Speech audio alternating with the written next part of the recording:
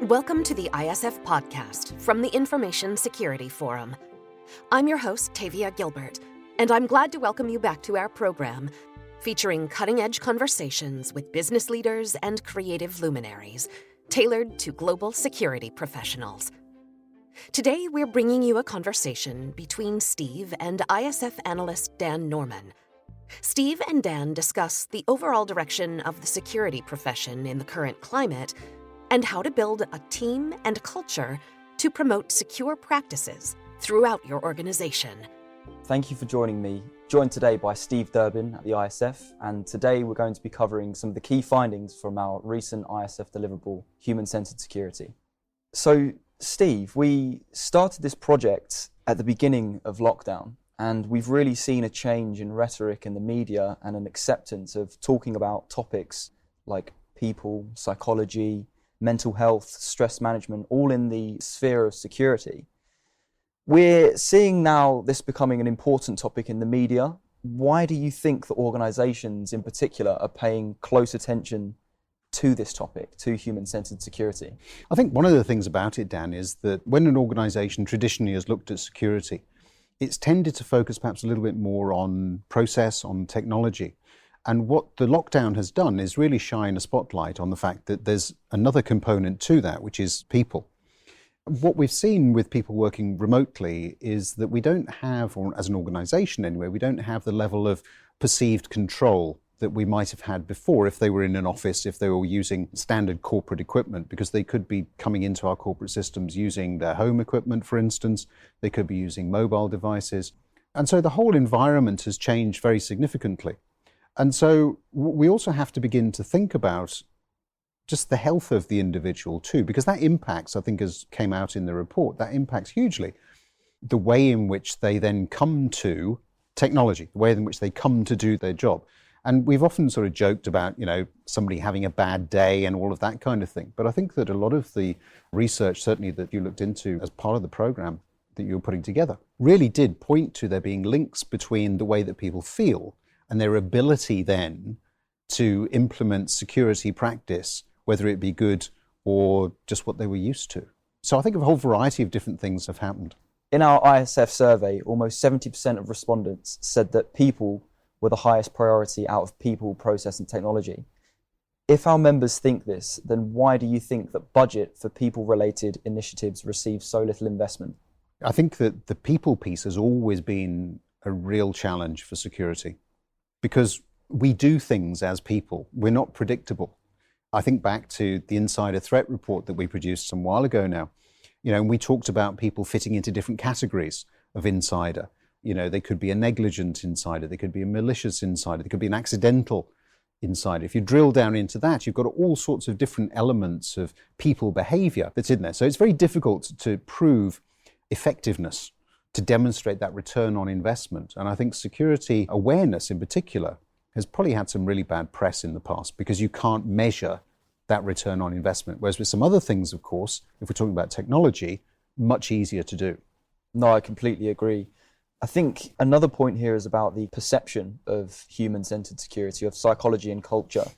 And many technologically minded security professionals, which a lot of the people in our industry are, they're more comfortable with tech, with coding, but less comfortable with the topics like psychology and culture. Why do you think this is, and where can security professionals start to become more aware of psychology, people, culture? I think some of it is historical. I think that if you look at where traditionally security people have come from in their careers, perhaps they come from a very technical background. Maybe some of them still work within an IT department. So we're talking about them being focused on the technology component. There's a really interesting piece of research that came out of some work that Mark Ward was doing on the next gen CISO, for instance, that really highlighted that overall mix of skills that people were going to have to be bringing to the profession. And what I found very interesting about it was that the technical capability, if you like, that was required in that wasn't as great or was diminishing when you look at some of those softer skills that you've just alluded to there. So I think that there's a combination of things that are going on. I think we're seeing a maturing of the security profession. And that means that we're moving out of this purely technical, process-driven environment to having a much broader remit. I think that's one of the first important things to focus on. I think the second thing I would say is that security is becoming all-pervasive across an organization. As we become very much more dependent on the use of technology, you can't use technology without securing it. And so we're necessarily having to move into areas that perhaps security people haven't traditionally been in. So we need to understand better, for instance, how sales forces operate. We need to understand better how our supply chains are functioning. We need to understand better the importance of information that we're transferring throughout our organization, throughout the life cycle. So for me, it's about more of a maturing of the profession rather than anything else. And I think it's quite a natural evolution that we're going through. On that point about maturing, how does an organisation with a less mature approach to the human elements of security embark on a human-centred security programme? Yeah, it's a really good question. And I think that you have to start by really going back to looking at it from a risk perspective. Because for me, increasingly, security is all about the management of risk. There is no such thing, as we keep saying, as 100% security. So therefore, it's always about how you manage risk appropriately. And people do have the potential to be the strongest component in any security chain. But we need to be understanding the risk associated with what we're asking them to do, when we're asking them to do it. We need to have a much deeper understanding of how they are interacting with technology. And there were some really good pieces that came out of the report that you produced that really give some insight and guidance around that. And you're right, we need, I think, if we're going to be really effective in this space, to have a much, much better understanding of psychology, of why we do things as people. And if we just step back from that, that means that security has to work in a very much more collaborative fashion with other skill sets across the enterprise. So human resources is one that immediately jumps to mind. Because they are the people who should have some of those more well-defined, mature people management skills. Security doesn't have that. Often when we talk about the delivery of security awareness, I'm a big fan of getting training departments involved, of getting marketing people involved, because they have to sell those concepts, in the market. So why shouldn't they be doing that within the organization as well? So as I think we talk more and more about the need for security awareness and the importance of people in all of that, we quite naturally are going to have to involve other areas of the organization. And for me, that's a really good thing. So just building on the security awareness piece, we know now from the findings in the report that security awareness in isolation will rarely, if ever, change behaviour. What other initiatives have you seen from conversations with organisations should you invest in to change behaviour and ultimately the culture of the organisation in addition to security awareness? I think it's about trying to pull together all of the different components. And we mentioned, people, process, technology. Why? What is the importance of that? I'm a big fan of constantly asking this why question. If you come to me with a particular security policy, then you've got a number of routes that you can go. You could either tell me it's corporate policy, so therefore I have to follow it. And some people will just fall in line and do that. Other people may just pay lip service to it. Or you can come to me and you can explain to me the importance of my role in protecting a particular asset in the company, and therefore why we've produced a policy that provides me with guidance as to how I can deal with, manage that particular information asset. You're going to get my buy-in much better by explaining things to me than by telling me. People don't respond well to being told. Yeah. I remember talking to a CISO of a Fortune 500 company once who told me that he measured the success of his policies on the number of people who would come to him and ask for changes. Because it showed that they were aware of the policy, they had tried to follow it, and that it was no longer fit for purpose or didn't match the particular business situation they were in. And that was the metric that he was going to use. And I think that's really important for people to remember, particularly in the environment we're operating in, where everything is moving so very much more quickly. And we do have to change rapidly from a security standpoint, and that's different. Yeah, I like the point there about promoting critical thinking and not just taking things at face value. What kinds of additional skill sets do you think security professionals need to manage cyber threats more effectively? And what can organisations do to complement this? I think, as I've said, we're moving towards a requirement for a higher degree of emotional intelligence, a higher degree of understanding how to work with people in the way that they use technology, in the way that they manage information assets. I think that we're going to see a need for very much deeper understanding of some of the psychological elements in why people do what they do. Mm-hmm. And if you look at, financial services organizations, that kind of thing, then they're pretty advanced in looking at that from the business standpoint, not necessarily from the security perspective. A lot of marketing departments will spend a huge amount of time, if you look at it from a fast-moving consumer goods perspective, in trying to understand how you or I might respond to an advertisement, product placement, packaging, that kind of thing. All of those things, I believe, have to move into the security space, because you can't really operate effectively in security anymore without understanding the entire remit and the way in which all of these interconnected pieces join together. And that is a huge departure for most security organizations and departments, because they're not used to doing that. I completely agree. I think some of the organizations that we've spoken to, they throw a policy at a group of individuals and expect them to adhere to it. But a lot of organizations haven't designed their technology or processes to complement the behavior of the workforce. Mm-hmm. It adds friction and reduces productivity. And I think that's what gives the perception of information security as a disabler rather than an enabler. Just bringing this back up to more of a strategic level, how do you think human-centered security, doing all of these kind of things, can fit into a wider security strategy? For me, any security strategy first has to have a very clear linkage to the overall corporate strategy. So for me, it starts in the boardroom. It starts with the direction that the organization is taking. And then we look at what are the different components within the enterprise that we need to pull together to support that. So if we look at it then from a security strategy standpoint, there has to be, as I say, this alignment, this linkage. And that necessarily gets over a number of different issues that, again, traditionally security has struggled with, such as funding, for instance, such as right resourcing. And I think that that's something that I always talk to people about, is how can you link what you need to do at the security level with what the business is trying to achieve? Because if you can do that, some of those other issues go away. If you then look at it from the people perspective, most businesses are aligning their people with their overall corporate strategy, right? Yep. So the security strategy, if aligned with corporate strategy, is already there. So again, you don't then have some of these discussions with people about why should I do this versus that.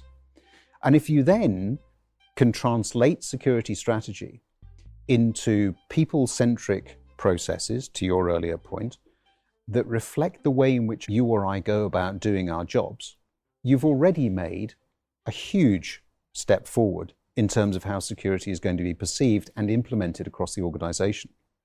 Yeah, I think we've seen that a typical security strategy in this sphere tries to reduce the number of security incidents related to human error or negligence, as well as improving the accuracy of reporting.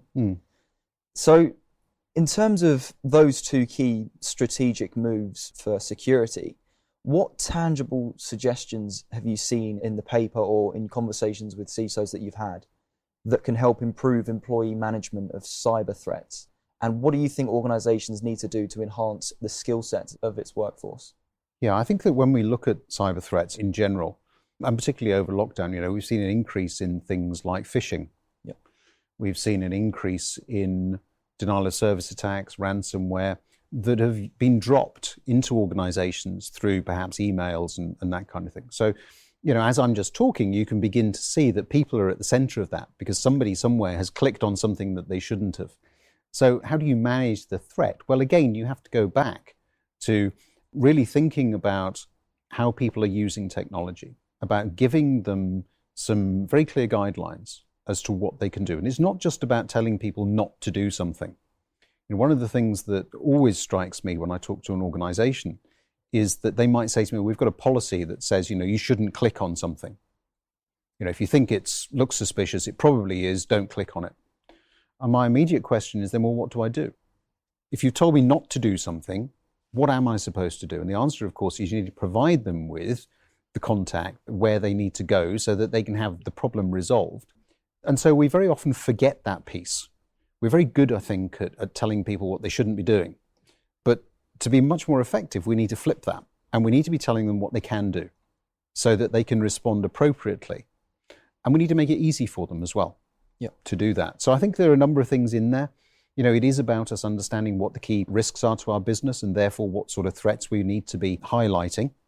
It's about making sure that our policies, yes, provide guidelines, but also provide constructive routes for people to follow if they are concerned or if they do want to perhaps develop further some of their security awareness and training. So I think it's about this continuous development process that we need to put in place across the enterprise.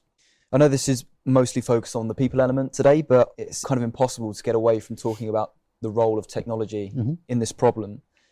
Automation and the effective use of technology are normally seen as a catch-all solution when it comes to human behaviour and preventing human error and negligence.